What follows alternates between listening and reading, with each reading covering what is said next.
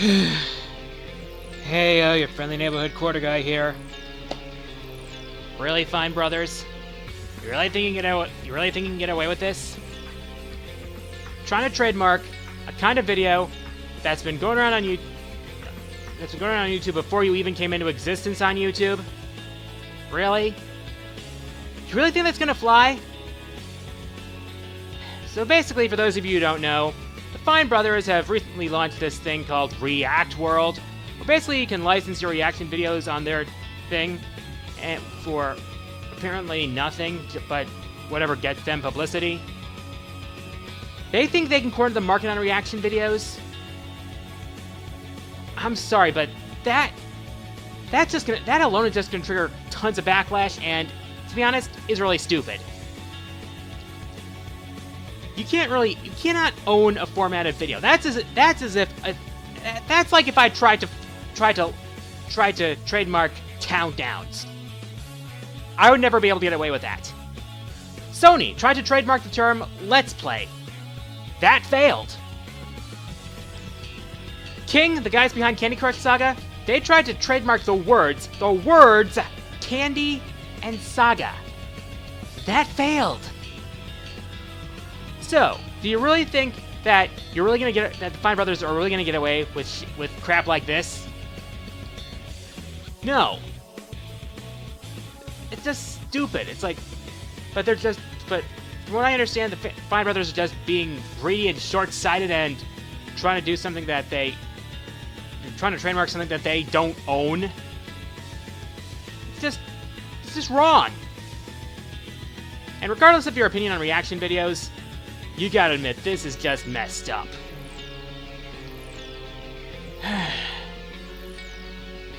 I established QG Reacts as a side series on my channel as a Patreon reward mostly, but also reacting to stuff like Death Battles or Nintendo Directs. But no, apparently the Fine Brothers think they're the only ones who can do can react to videos online and post them on the internet. Some people make me sick sometimes. But if you think you can trademark something that's common usage, you probably have another thing coming.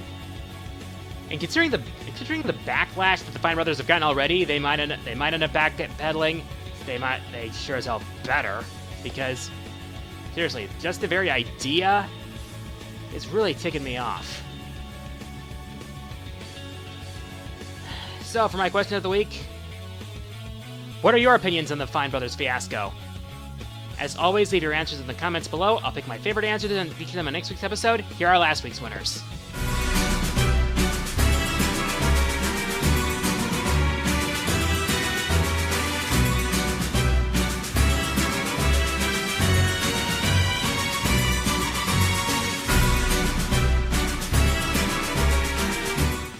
And with that, time for the fourth wall mailbag.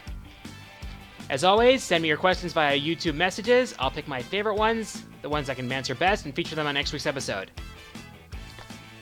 Okay, first question today comes from Drawboy66, who asks, aside from Donkey Kong, what other Nintendo stars would you like to see in the ring with Little Mac? I have had this idea in my head for quite some time now. Bowser. I mean, seriously, he's the Koopa King, he prides himself on his raw strength. He would be perfect to go into the ring with Little Mac in a future Punch-Out game if there ever is one. I mean, just think of the possibilities. Just think of how it would look seeing Little Mac just pummel Bowser in the schnoz. That would be awesome. Next question comes from Meta527 II, who asks, is there anything in Sticker Star that you actually liked? Well, given how much disappointment Sticker Star gave me, it wasn't completely bad. I did like some of the music. And as far as the dialogue goes, I did kind of like how self-aware it was at times. But the humor really didn't stack up to other Paper Mario games, to be honest. I kind of did get a tiny little chuckle, if ironically, out of the moments that the game showed how self-aware it was, that it was a world made of paper. Unfortunately, that's about all I can say that I actually liked about the game.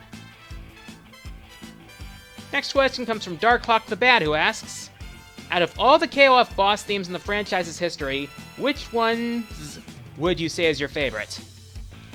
Personally, I would have to say that it's the final boss theme from King of Fighters 13, Diabolosis, the theme used for the battle against Dark Ash. Yeah. I really liked the guitars and the tone of menace in the sound of the theme.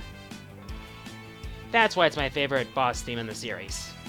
And one of my favorite boss themes in any fighting game, to be honest. Next question comes from the Fireball Disaster, who asks, will you ever do a list similar to the Green Scorpion's top 15 League of Legends champions?